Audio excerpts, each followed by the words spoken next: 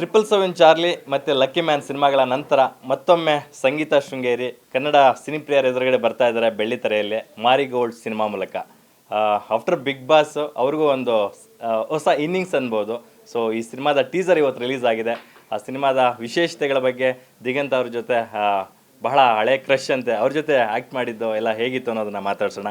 ಸಂಗೀತ ಅವರೇ, welcome back to Kannada industry. ಯಾಕಂತಂದರೆ Bigg Boss ಮನೆಯಿಂದ ಬಂದಮೇಲೆ ನಿಮ್ಗೆ ವೆಲ್ಕಮ್ ಬ್ಯಾಕ್ ಹೇಳಲೇಬೇಕು ನಾವೆಲ್ಲ. Thank you so much. ತುಂಬ ಕಾದ್ಬಿಟ್ಟಿದ್ದೀನಿ ಈ ಮೊಮೆಂಟಿಗೋಸ್ಕರ. ಹೇಗೆ ಹೊರಗಡೆ ಎಲ್ಲರನ್ನ ಭೇಟಿ ಮಾಡಬೇಕು ಅಂತ ತುಂಬ ಖುಷಿ ಆಗ್ತಾ ಇದೆ ಆ್ಯಕ್ಚುಲಿ. ಸೊ ಮಾರಿಗೋಲ್ಡ್ ಸಿನಿಮಾ ನಿಮ್ಮ ಕರಿಯರಲ್ಲಿ ಎಷ್ಟು ಇಂಪಾರ್ಟೆನ್ಸ್ ಅನಿಸುತ್ತೆ? ಮಾರಿಗೋಲ್ಡು ಚಾರ್ಲಿ ಆದ ತಕ್ಷಣ ಸೈನ್ ಮಾಡಿರೋವಂಥ ಮೂವಿ. ನನಗೆ ದಿಗಂತ್ ಅವ್ರ ಜೊತೆಗೆ ಭೇಟಿ ಮಾಡಬೇಕು ಅಂತ ತುಂಬ ಆಸೆ ಇತ್ತು. ಸೊ ಐ ಥಿಂಕ್ ಅದೊಂದು ಆಸೆ ಈ ಮೂವಿ ಮೂಲಕ ನಂದು ನೆರವೇರಿದೆ ಅಂತ ಅನಿಸುತ್ತೆ. Because is a gentleman of course. And ಮುಂಗಾರು ಮಳೆ ಗಾಳಿಪಟ ಇಂಥ ಮೂವೀಸ್ ಎಲ್ಲರನ್ನ ನೋಡಿದಾಗ ಎಷ್ಟು ಚೆನ್ನಾಗಿದ್ದಾರಲ್ಲ ಇವರು ಅಂತ ಅನ್ಸೋರು. ಎಷ್ಟು ಚೆನ್ನಾಗಿ ಪರ್ಫಾರ್ಮ್ ಮಾಡ್ತಾರೆ ಅಂತ ಅನ್ಸಿರೋರು. ಅವ್ರ ಜೊತೆನೇ ಪರ್ಫಾರ್ಮ್ ಮಾಡ್ತಿರ್ಬೇಕಿದ್ರೆ it's dream come true moment. Because ಅವ್ರಿಗೆ ಹೇಳಿದ್ದೀನಿ ಕೂಡ, ಅದು ಸಾಂಗ್ ಶೂಟ್ ನಡೀತಿರ್ಬೇಕಿದ್ರೆ ನನಗೆ ಬಿಲೀವ್ ಮಾಡೋಕ್ಕಾಗ್ತಿಲ್ಲ. ನಾವಿಬ್ರು ಲೈಕ್ ಲಿಟ್ರಲಿ ರೊಮ್ಯಾನ್ಸ್ ಮಾಡ್ತಿದ್ದೀವ ಅಂತ ನನಗೆ ಅನ್ಕೊಳ್ಳೋಕ್ಕೆ ಆಗ್ತಿಲ್ಲ. ಅವ್ರಿಗೆ ಹೇಳಿದ್ದೀನಿ, ಅವರು ಕೂಡ ಇಸ್ ಇಟ್ ಅಂತ ಕೇಳಿದರು. So it's beautiful. ತುಂಬ ಇಷ್ಟಪಟ್ಟವ್ರ ಜೊತೆನೇ ಆ್ಯಕ್ಟ್ ಮಾಡೋತಕ್ಕಂಥದ್ದು ಒಂದು special moment. So first day ಶೂಟ್ಗೆ ಹೋದಾಗ ಸೆಟ್ಗೆ ದಿಗಂತ್ ಅವ್ರು ನಿಮ್ಮ ಕಾನ್ವರ್ಸೇಷನ್ನ ಒಂದು ರೀಕಾಲ್ ಮಾಡೋದಾದ್ರೆ? ನಂದು ಅವ್ರದ್ದು ಆ್ಯಕ್ಚುಲಿ ಫಸ್ಟ್ ಸೀನ್ ಇರೋದೇ ಒಂದು ಸ್ವಲ್ಪ ಗ್ಲಾಮರ್ ಆಗಿ ನಾನು ಬರ್ತೀನಿ. ಆ್ಯಂಡ್ ಒಂಥರ ಸೀನ್ ತುಂಬ ಚೆನ್ನಾಗಿತ್ತು. ನಾನು ಆ್ಯಕ್ಚುಲಿ ನೀವು ಹೇಳ್ತಾ ಇದ್ರೆ ಕತೆನೇ ಫುಲ್ ರಿವೀಲ್ ಮಾಡ್ಕೊಂಡ್ಬಿಡ್ತೀರಾ. ಇದನ್ನೇ ಕಲ್ತಿರೋದು ನಾನು ಬಿಗ್ ಬಾಸಲ್ಲಿ ಆ್ಯಕ್ಚುಲಿ. ಸೊ ಆ್ಯಕ್ಚುಲಿ ಚೆನ್ನಾಗಿದೆ ಅದು ಆ ಸೀನ್. ಬಟ್ ಅವ್ರ ಜೊತೆ ಪರ್ಫಾರ್ಮ್ ಮಾಡ್ತಿರ್ಬೇಕಿದ್ರೆ ಅನ್ಸೋದೇನು ಅಂದರೆ, ಎಷ್ಟೇ ದೊಡ್ಡ ಡೈಲಾಗ್ ಇದ್ರು ಹೇಗೆ ಇದ್ರೂ ಕೂಡ ಆ ಒಂದು ಸ್ಪಷ್ಟತೆ ಜೊತೆಗೆ ಆ ಒಂದು ಎಕ್ಸ್ಪ್ರೆಷನ್ ಜೊತೆಗೆ ಅವರು ಮಾಡುವಂಥ ಪರ್ಫಾರ್ಮೆನ್ಸ್ ನಂಗೆ ತುಂಬ ಜಾಸ್ತಿ ಮೋಟಿವೇಶನ್ ನೀಡುತ್ತೆ. ದಟ್ ಇಷ್ಟು ಚೆನ್ನಾಗಿ ಮಾಡ್ತಾರಲ್ಲ ಇವ್ರ ಜೊತೆನೇ ನಾನು ಒಂದು ಸ್ವಲ್ಪ ಅಟ್ಲೀಸ್ಟ್ ಕಾಂಪಿಟೇಷನ್ ಅಂತೂ ಕೊಡೋಲ್ಲ, ಬಟ್ ಈ ಥರ ನಾನು ಮಾಡಬೇಕು ಅಂತ ಒಂದು ಸ್ಫೂರ್ತಿ ಸಿಗುತ್ತೆ ಅವ್ರ ಪರ್ಫಾರ್ಮೆನ್ಸ್ ನೋಡ್ತಿರ್ಬೇಕಿದ್ರೆ. ಅವ್ರು ಆ್ಯಕ್ಟ್ ಮಾಡ್ತಾರಂತ ಅನ್ಸಲ್ಲ. ಸೊ ಖುಷಿ ಆಗುತ್ತೆ. ಓಕೆ, ಈ ಸಿನಿಮಾದಲ್ಲಿ ಒಳ್ಳೆ ಸ್ಟಾರ್ ಕಾಸ್ಟ್ ಇದೆ. ಯಶ್ ಶೆಟ್ಟಿ ಅವರಿದ್ದಾರೆ, ವಜ್ರಾಂಗ್ ಶೆಟ್ಟಿ ಅವರಿದ್ದಾರೆ, ಮತ್ತು ನಮ್ಮ ಕಾಕ್ರೋಚ್ ಸುದಿ ಅವರಿದ್ದಾರೆ. ಸೊ ಈ ಸಿನಿಮಾ ಎಷ್ಟು ಸ್ಪೆಷಲ್ ಅನಿಸುತ್ತೆ? ಒಳ್ಳೆ ಕಾಸ್ಟಿಂಗ್ ಮಾಡಿದ್ದಾರೆ. ಬಿಕಾಸ್ ಈ ಸ್ಟೋರಿಗೆ ಯಾವ ಥರ ಕಾಸ್ಟಿಂಗ್ ಬೇಕಿತ್ತೋ ಅದನ್ನೇ ಹುಡ್ಕೊಂಡು ಇದೇ ಬೇಕು ಅಂತ ಮಾಡಿರೋ ಹಾಗೆ ಇದೆ. ಸೊ ಎಲ್ಲ ಅವರ ಪಾತ್ರದಲ್ಲಿ ತುಂಬ ಚೆನ್ನಾಗಿ ಪರ್ಫಾರ್ಮ್ ಮಾಡಿದ್ದಾರೆ. ಅದು ಕಾಣಿಸ್ಕೊಳ್ಳೋದು ಕೂಡ ಟೀಸರಲ್ಲಿ. ಸೊ ಐ ಜಸ್ಟ್ ಹೋಪ್ ಇದು ಜನರಿಗೂ ಇಷ್ಟ ಆಗಲಿ ಅಂತ. ಇನ್ನು ನೀವು ದಿಗಂತ್ ಅವ್ರ ಬಗ್ಗೆ ಹೇಳ್ತಾ ಇದ್ರಿ, ನಮಗೇನೆ ಹುಡುಗರಾಗಿದ್ಕೊಂಡು ಅವರ ಸ್ಕಿನ್ ಟೋನು ಅವ್ರು ಇದನ್ನು ನೋಡಿದಾಗ ಎಲ್ಲೋ ಒಂದು ಕಡೆ ಒಂದು ಬಾಲಿವುಡ್ ಆ್ಯಕ್ಟರ್ ನೋಡಿದಷ್ಟು ಫೀಲ್ ಕೊಡ್ತಿತ್ತು. ಇಂಥ ಸ್ಫುರದ್ರೂಪಿ ನಟ ನಮ್ಮಲ್ಲೂ ಇದ್ದಾರಲ್ಲಪ್ಪ ಅಂತ ಒಂದು ಖುಷಿ. ಸೊ ನೀವು ಮುಂಗಾರು ಮಳೆ ಸಿನಿಮಾ ಅಥವಾ ಪಂಚರಂಗಿ ಸಿನಿಮಾ ಬಂದಾಗ ಏನು ಓದ್ತಾ ಇದ್ರಿ? ನಂದು I think I was in 5th standard ಇಲ್ಲ 6th ಸ್ಟ್ಯಾಂಡರ್ಡ್ ಇರ್ತೀನಿ ನಾನು ಅವಾಗ. ಬಟ್ ಮುಂಗಾರು ಮಳೆ ನೋಡಿದ ತಕ್ಷಣ ನನಗೆ ವಾವ್ ಸೋ ಕ್ಯೂಟ್ ಅಂತ ಅನಿಸಿತ್ತು ನನಗೆ. ಸೊ ಆವಾಗಲೂ ಭೇಟಿ ಮಾಡಬೇಕು ಅಂತಲೇ ಇದ್ದೆ. ಬಟ್ ಅಫ್ಕೋರ್ಸ್ ಅದು ಆಗಕ್ಕೆ ಚಾನ್ಸ್ ಇರಲಿಲ್ಲ ಅವಾಗ. ಇವಾಗ ಆಗಿದೆ. I am like happy about it. Super. Big ಬಾಸ್ನ ನಂತರ ಲೈಫ್ ಹೇಗಿದೆ ಸಂಗೀತ ಅವರೇ? ಯಾಕಂದರೆ ನೀವು ಹೊರಗಡೆ ಬಂದ ಮೇಲೆ ನಿಮ್ಗೆ ಸಿಗ್ತಾ ಇರ್ತಕ್ಕಂಥ ಪ್ರೀತಿ, ನೀವು ಅದಕ್ಕೆ ಮೊದಲು ಸಾಕಷ್ಟು ಸಿನಿಮಾಗಳು ಮಾಡಿದರೂ ಸಹ ಅವಾಗಿದ್ದಂಥ ಪ್ರೀತಿಗಿಂತ ಒಂದು 10 ಪಟ್ಟು ಜಾಸ್ತಿ ಆಗಿದೆ ಅನಿಸುತ್ತೆ ಜನರಿಂದ ನಿಮ್ಗೆ ಸಿಗ್ತಾ ಇರ್ತಕ್ಕಂಥದ್ದು. 10 ಪಟ್ಟಲ್ಲ, 100 ಪಟ್ಟು ಜಾಸ್ತಿ ಆಗಿದೆ. ಕೋಟಿಲಿ ವೋಟ್ ಮಾಡಿದ್ದಾರೆ. ಸೊ ಪ್ರತಿಯೊಬ್ಬರು ಕೂಡ ಹೇಳೋದು ಏನು ಅಂದರೆ, ನಮ್ಮ ಶೇರ್ನಿ ನೀವು ನನಗೆ ತುಂಬ ಸ್ಫೂರ್ತಿ ನೀಡಿದ್ದೀರಾ. ನಾನು ನಿಮ್ಮ ಜೊತೆ ಟ್ರಾವೆಲ್ ಮಾಡಿದ್ದೀನಿ, ನಿಮಗಾಗಿರೋಂಥದ್ದು ನನಗಾಗಿದೆ. ತುಂಬ ಕನೆಕ್ಟ್ ಆಗಿ ಟ್ರಾವೆಲ್ ಮಾಡಿದ್ದಾರೆ. ನನಗೆ ಖುಷಿ ಏನು ಅಂದರೆ ನನ್ನ ವ್ಯಕ್ತಿತ್ವಕ್ಕೋಸ್ಕರ ಇಷ್ಟಪಡ್ತಾ ಇದ್ದಾರೆ. Not for beauty, not for talent, ವ್ಯಕ್ತಿತ್ವಕ್ಕೋಸ್ಕರ. ಅದನ್ನು ಆ ಪ್ರೀತಿನ ಪಡ್ಕೊಳ್ಳೋದು ತುಂಬ ಅಂದರೆ ತುಂಬ ಕಷ್ಟ. ನಾವು ಏನು ಮಾಡಿದ್ರೂ ಕೂಡ ಈ ಥರ ಪ್ರೀತಿನ ಪಡ್ಕೊಳ್ಳೋಕ್ಕಾಗಲ್ಲ. ಆ್ಯಂಡ್ ನಂಗೆ ಸಿಕ್ಕಿರುವಂಥ ಫ್ಯಾನ್ ಬಗ್ಗೆ ನಂಗೆ ತುಂಬ ರೆಸ್ಪೆಕ್ಟ್ ಇದೆ. ಬಿಕಾಸ್ ಅವ್ರು ನನ್ನ ಬಂದು ಮಾತಾಡಿಸೋ ರೀತಿ ಆಗಿರ್ಬೋದು, ಆ ಅಂದರೆ ಆ ರೆಸ್ಪೆಕ್ಟ್ ಅವ್ರು ಹೇಗೆ ಕೊಡ್ತಿದ್ದಾರೋ, ನನಗೆ ಇನ್ನೊಂದು ಜನ್ಮ ತೊಗೊಂಡ್ರು ಇದು ನಂಗೆ ಸಿಗತ್ತಾ ಇಲ್ವಾ ಅಂತ ನಂಗೆ ಅನ್ಸ್ಬಿಡುತ್ತೆ ಕೆಲವು ಸಲ. ಅಷ್ಟು ಗ್ರ್ಯಾಟಿಟ್ಯೂಡ್ ಇದೆ ನನಗೆ ಅವ್ರ ಕಡೆ. ನಾನು ಹೇಗಿದ್ನ ಈ ಪ್ರೀತಿನ ವಾಪಸ್ ಅವ್ರಿಗೆ ಹೇಗೆ ಕೊಡೋಕ್ಕಾಗತ್ತೆ ಅಂತ ನಾನು ನೋಡ್ತಾನೆ ಇರ್ತೀನಿ. ಸೊ ನನ್ನ ಮೂವಿ ಮೂಲಕ ಆಗಿರ್ಬೋದು, ಇಲ್ಲ ನಾನು ಅವ್ರನ್ನ ಭೇಟಿ ಮಾಡೋದ ಮೂಲಕ ಆಗಿರ್ಬೋದು, ಇಲ್ಲ ನನ್ನ ಹತ್ರ ಯಾವ ಥರ ಆಗುತ್ತೋ ಆ ಥರ ಇದನ್ನ ನಾನು ಅವ್ರಿಗೆ ವಾಪಸ್ ಕೊಡೋದಕ್ಕೆ, ಅಂದರೆ ವಾಪಸ್ ಅಂತೂ ಕೊಡೋಕ್ಕಾಗಲ್ಲ, ಬಟ್ ಹಾಗೆ ಕನೆಕ್ಟೆಡ್ ಆಗಿರೋಕ್ಕೆ ಇಷ್ಟಪಡ್ತೀನಿ. ಸಂಗೀತ ಅವರು ಬಿಗ್ ಬಾಸ್ ಕಪ್ನ ಗೆಲ್ಲದೆ ಇರ್ಬೋದು, ಆದರೆ ಕೋಟ್ಯಂತರ ಕನ್ನಡಿಗರ ಹೃದಯವನ್ನಂತೂ ಗೆದ್ದಿದ್ದಾರೆ ಅಂತಕ್ಕಂಥದ್ದು ಎಲ್ಲರಿಗೂ ಗೊತ್ತಿರುವಂಥ ವಿಚಾರ. ಆದರೆ ನಿಮಗೆ ಬಿಗ್ ಬಾಸ್ ಮನೆಗೆ ಹೋಗಿ ಹೊರಗಡೆ ಬಂದಿರ್ತಕ್ಕಂಥದ್ದು ಒಂದು 10 ಸಿನಿಮಾ ಮಾಡಿದಷ್ಟು ಪಾಪ್ಯುಲಾರಿಟಿಯನ್ನಂತೂ ತಂದುಕೊಟ್ಟಿದೆ. 10 ಸಿನಿಮಾ ಮಾಡಿದ್ರೂ ಕೂಡ ಈ ಥರ ಫ್ಯಾನ್ ಸಿಗ್ತಾ ಇರಲಿಲ್ಲ ಅಂತ ನಾನು ಹೇಳ್ತೀನಿ. ಅಂದರೆ ಸಿನಿಮಾಸ್ ಮಾಡಿದಾಗ ಏನಾಗುತ್ತೆ ಅಂದರೆ ಖಂಡಿತವಾಗ್ಲೂ ಫ್ಯಾನ್ಸ್ ಸಿಗ್ತಾರೆ, ಬಟ್ ಮಾಡಿರುವಂಥ ಪಾತ್ರಕ್ಕೆ ಸಿಗ್ತಾರೆ. ನಮ್ಮ ಪರ್ಸ್ನಾಲಿಟಿಗೆ ಸಿಗೋದು ತುಂಬ ಅಂದರೆ ತುಂಬ ಕಷ್ಟ. ಸುಮಾರಷ್ಟು ವರ್ಷ ತುಂಬ ಕಷ್ಟಪಡಬೇಕು. ಇವಾಗ ಅಪ್ಪು ಸರ್ ಆಗಿರ್ಬೋದು, ಅಂದರೆ ಅವರ ವ್ಯಕ್ತಿತ್ವದಿಂದ ಅವ್ರನ್ನ ಜನ ಪ್ರೀತಿ ಮಾಡಿದ್ದಾರೆ. ಸೊ ತುಂಬ ವರ್ಷಗಳ ಸಾಧನೆ ಅದು ಅಂತ ಹೇಳ್ಬೋದು. ಅದನ್ನು ಪಡ್ಕೊಳ್ಳೋದು ಲಿಟ್ರಲಿ ಇಟ್ಸ್ ಅ ಡ್ರೀಮ್. ಈ ಥರ ಫ್ಯಾನ್ಸ್ ಇರಬೇಕು ನನಗೆ. ಸೊ ಆ ಥರ ಅಂದರೆ ನನ್ನ ಒಂದು ಪರ್ಸ್ನಾಲಿಟಿನ ನೋಡಿ ಇಷ್ಟಪಟ್ಕೊಂಡು ಬರ್ತಾ ಇದ್ದಾರೆ ನನ್ನ ಹತ್ರ ಅಂದಾಗ ತುಂಬ ಖುಷಿ ಆಗುತ್ತೆ. ಒಂದು ಒಳ್ಳೆ ಪ್ಲ್ಯಾಟ್ಫಾರ್ಮ್ ಹಂಗೆ ನೋಡಬೇಕು ಅಂದರೆ ಇದುವರೆಗೂ ಇರುವಂಥ ಪರ್ಸ್ಪೆಕ್ಟಿವ್ ಬಿಗ್ ಬಾಸ್ ಬಗ್ಗೆ ನಂಗೆ ತುಂಬ ಬೇರೆ ಥರನೇ ಇತ್ತು. ಕಾಂಟ್ರವರ್ಸಿ ಆಗುತ್ತೆ, ಹೆಸರು ಮಾಡ್ಕೊಂಡ್ಬಿಡ್ತೀನೇನೋ ಅನ್ನೋ ಒಂದು ಭಯ ಇತ್ತು. ಆದರೆ ಹೋಗಿ ಬಂದಮೇಲೆ ನಂಗೆ ಅನಿಸ್ತಾ ಇದ್ದಾರೆ ನಾನು ಬಿಗ್ ಬಾಸಿಗೆ ಹೋಗ್ತಿದ್ದಾರೆ ದೊಡ್ಡ ಲಾಸ್ ನನ್ನ ಲೈಫಲ್ಲಿ ಅಂತ. ಬಿಕಾಸ್ ಮುಂಚೆ ನನ್ನ ಇಷ್ಟಪಡ್ತಿದ್ರು ಹೌದು, ಬಟ್ ಇವಾಗ ನನ್ನ ಪರ್ಸ್ನಾಲಿಟಿನ ಪಡ್ತಾ ಇದ್ದಾರೆ. ಅದರಿಂದ ಸುಮಾರು ಜನ ಇನ್ಸ್ಪೈರ್ ಆಗ್ತಿದ್ದಾರೆ. ಸೊ ಇನ್ನೇನು ಬೇಕು, ಇದೇ ನಂಗೆ ಬೇಕಾಗಿದ್ದು, ಅದು ನಂಗೆ ಸಿಕ್ತು.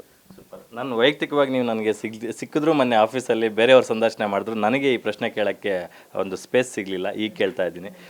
ನಾನು ನಿಮ್ಮನ್ನ ಕೀನಾಗಿ ಅಬ್ಸರ್ವ್ ಮಾಡ್ತಿದ್ದೆ ಸೋಷಿಯಲ್ ಮೀಡಿಯಾದಲ್ಲೆಲ್ಲ, ಸಿಕ್ಕಾಪಟ್ಟೆ ವರ್ಕೌಟ್ ಮಾಡ್ತಾ ಇದ್ರಿ. ನಾನೆಲ್ಲೋ ಒಂದು ಮೇರಿ ಕೋಮ್ ಥರ ಒಂದು ಒಳ್ಳೆ ವುಮೆನ್ ಸೆಂಟ್ರಿಕ್ ಮೂವಿ ಮಾಡ್ತಾರೆ ಸ್ಪೋರ್ಟ್ಸ್ ಬೇಸ್ಡ್ ಅಂದ್ಕೊಂಡೆ. ನೋಡಿದ್ರೆ ಅದನ್ನೆಲ್ಲ ಇಷ್ಟೆಲ್ಲ ವರ್ಕೌಟ್ ಮಾಡಿ ಸೈಲೆಂಟಾಗಿ ಬಿಗ್ ಬಾಸ್ ಮನೆ ಒಳಗಡೆ ಹೋಗ್ಬಿಟ್ರಲ್ಲ ಸಂಗೀತ ಅವರು ಅಂದ್ಕೊತಿದ್ದೆ. ಅದ್ರ ಹಿಂದಿನ ಉದ್ದೇಶ ಏನು ಅಂತಕ್ಕಂಥದ್ದು?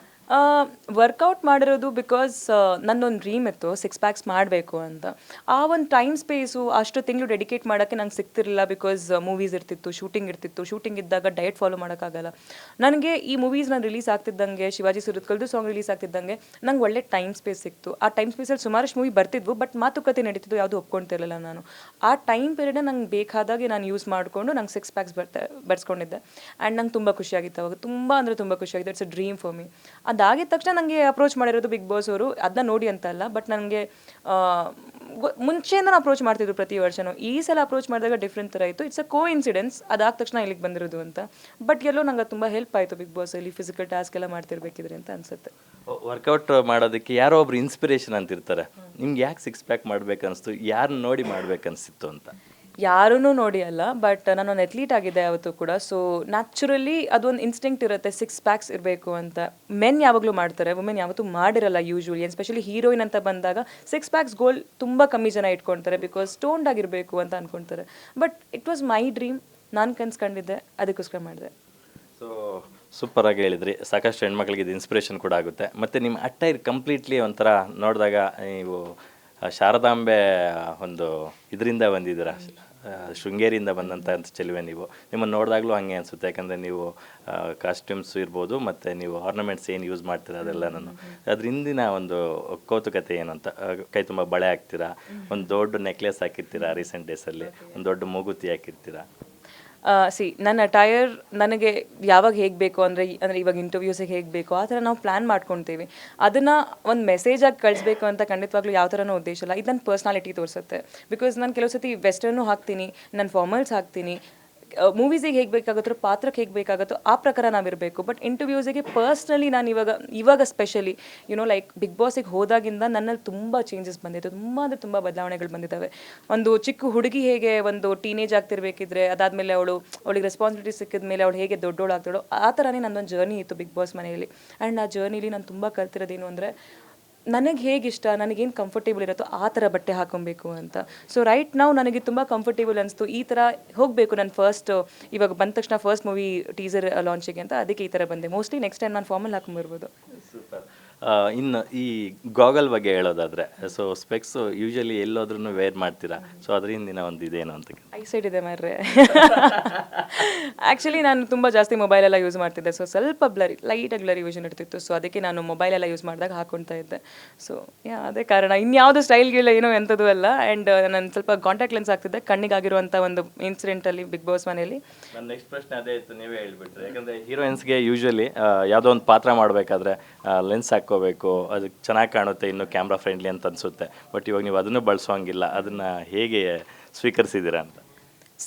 ಅಂದರೆ ಹಾಕ್ಕೊಳ್ಳೋಂಗಿಲ್ಲ ಅಂದರೆ 2 ತಿಂಗಳಲ್ಲಿ ಇನ್ನೊಂದು ಸರಿ ಆಗುತ್ತೆ ಅಂತ ಹೇಳಿದ್ದಾರೆ ಕಣ್ಣ. ಸೊ ನೋಡೋಣ, ಸ್ವಲ್ಪ ಟೈಮ್ ತೊಗೊಳುತ್ತೆ ಅನಿಸುತ್ತೆ, but will wait for that. Super. ಇನ್ನು ಬಿಗ್ ಬಾಸ್ ಆದ ನಂತರ ನಿಮ್ಮ ಸಿನಿಮಾಗಳ ಆಯ್ಕೆ ಹೇಗಿದೆ ಅಂತ? ಯಾಕಂತಂದರೆ ಈಗ ನೀವು ಇಡ್ತಕ್ಕಂಥ ಒಂದೊಂದು ಹೆಜ್ಜೆ ಕೂಡ ತುಂಬ ಜಾಗ್ರತೆಯಿಂದ ಇಡಬೇಕಾಗುತ್ತೆ. ಸೊ ಟೈಮ್ ವೇಸ್ಟ್ ಮಾಡಬಾರ್ದು, ಒಳ್ಳೆ ಸಿನಿಮಾಗಳು ಕೊಡಬೇಕು, ಕಂಟೆಂಟ್ ಬೇಸ್ಡ್ ಕೊಡಬೇಕು, ಒಳ್ಳೆ ಪ್ರೊಡಕ್ಷನ್ ಜೊತೆ ವರ್ಕ್ ಮಾಡಬೇಕು, ಒಳ್ಳೆ ಸ್ಟಾರ್ಗಳ ಜೊತೆ ವರ್ಕ್ ಮಾಡಬೇಕು ಅನ್ನೋದೆಲ್ಲ ಇರುತ್ತೆ. So what next? ಯಾವುದು ಸೂಪರ್ ಆಗಿರುವಂಥ ಕಂಟೆಂಟ್ ಬರುತ್ತೋ, ಲೈಕ್ ಸ್ಕ್ರಿಪ್ಟ್ ಬರುತ್ತೋ ಅಥವಾ ಕಾಸ್ಟಿಂಗ್ ಬರುತ್ತೋ, ಅದನ್ನು ನಾನು ಸೈನ್ ಮಾಡೋಕ್ಕೆ ಇಷ್ಟಪಡ್ತೀನಿ. ಆ್ಯಂಡ್ ನನ್ನಿಂದ ಮುಂದೆ ಬರ್ತಿರೋವಂಥ ಯಾವುದೇ ಮೂವೀಸ್ ಇದ್ದರೂ ಜನಕ್ಕೆ ಅದು ಅನಿಸ್ಬೇಕು, ಸಂಗೀತ ಮೂವಿ ಚೆನ್ನಾಗಿರುತ್ತೆ ಅಂತ ಒಂದು ನಂಬಿಕೆಯಲ್ಲಿ ಬಂದು ನೋಡ್ತಾರೆ ಖಂಡಿತವಾಗ್ಲೂ. ಸೊ ಅದಕ್ಕೆ ಒಂದು ಜಸ್ಟಿಸ್ ನೀಡಬೇಕು ಅಂತ ಅಂದ್ಕೊಂಡು ಅಂಥ ಮೂವೀಸ್ನ ಸೈನ್ ಮಾಡ್ತೀನಿ. Thank you so much. ಕೊನೆಯದಾಗಿ ಕನ್ನಡ ಆಡಿಯನ್ಸ್ಗೆ ನಮ್ಮ ಪವರ್ ಟಿವಿ ಥ್ರೂ ಏನು ಹೇಳಕ್ಕೆ ಬಯಸ್ತೀರಾ? ಈ ವರ್ಷ ನಿಮಗೆ ತುಂಬ ಚೆನ್ನಾಗಾಗಲಿ ಅಂತ ನಾವು ಆಶಿಸ್ತೀವಿ. Thank you so much power T V and ಮಾರಿಗೋಲ್ಡ್ನ ಪ್ರಮೋಟ್ ಮಾಡೋದಕ್ಕೆ ಥ್ಯಾಂಕ್ ಯು ಸೋ ಮಚ್. ಈ ಥರನೇ ಸಪೋರ್ಟ್ ಮುಂದೆ ಕೂಡ ನೀಡ್ತಾ ಇರಿ. ಮಾರಿಗೋಲ್ಡ್ ಆದಷ್ಟು ಬೇಗ ಥಿಯೇಟರ್ ರಿಲೀಸ್ ಆಗುತ್ತೆ. ಎಲ್ಲರೂ ಥಿಯೇಟ್ರಿಗೆ ಹೋಗಿ ಮೂವಿನ ನೋಡಿ, ಟೀಸರ್ ಟ್ರೇಲರ್ ಇದನ್ನ ಎಲ್ಲ ಶೇರ್ ಮಾಡಿ. ನಿಮ್ಮ ಸಪೋರ್ಟಿಂದ ನಮ್ಮ ಮೂವಿಲಿ ಇನ್ನಷ್ಟು super hit blockbuster movies ಬರ್ಬೋದು. ಇಡೀ ಕರ್ನಾಟಕಕ್ಕೆ ಒಳ್ಳೆಯದಾಗುತ್ತೆ, ನಮ್ಗೆಲ್ಲರಿಗೂ ಒಳ್ಳೆಯದಾಗುತ್ತೆ. ಖಂಡಿತವಾಗ್ಲೂ ನಿಮಗೆ ಹೆಮ್ಮೆ ಬರುವಂಥದ್ದೇ ಮಾಡ್ತೀನಿ. Love you all. Thank you so much ma'am. ಒಳ್ಳೆಯದಾಗಲಿ ಮೇಡಮ್. Best wishes. ಇದಾಗಿತ್ತು big boss runner up Sangeetha Sringeri ಅವರ ಮನದಾಳದ ಮಾತು. ಕ್ಯಾಮ್ರಾ ಪರ್ಸನ್ ಸಂದೇಶ್ ಜೊತೆ ಲಕ್ಷ್ಮೀನಾರಾಯಣ್, ಪವರ್ ಟಿವಿ, ಬೆಂಗಳೂರು.